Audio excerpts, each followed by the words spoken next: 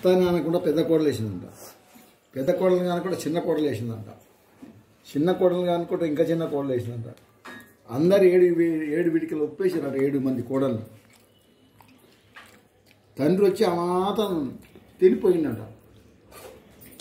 తినిపోతే అప్పుడు మొగలు తిన్నాక ఆడలు తినేది వెనకట. తినిపోతే మా నాయన సపోర్ట్ చేయలేదు, నేను సపోర్ట్ చేయలేదని పెద్ద కొడుకు ఏందమ్మా అట్లా పడేస్తాడు. పెద్ద కొడుకు తినాలా, మా నాయన సపోర్ట్ చేయలేదు నేనేం చేయాలని అందరూ అట్లే 7 అల్లం తిన్నారంట ఉప్పుతో. ఒక్కరు కూడా సపోర్ట్ చేయలేదంట. లాస్ట్కి అత్త తింటే మొత్తం ఉప్పేనంట. అయ్యో ఏముంది ఏందమ్మా ఇట్లా చేశారు, ఉప్పు ఎవరు వేసారు, ఏం సంగతి, నేను వేసిన కదా మళ్ళీ మీరే చేయాలంటే వేసినంట. అయ్యో దేవుడు అని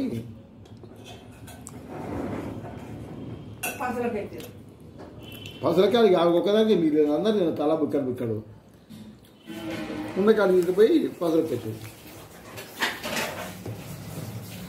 నన్ను అడగకుండా ఏ పని కూడా చేయకూరి మీరు ఆయన అంటే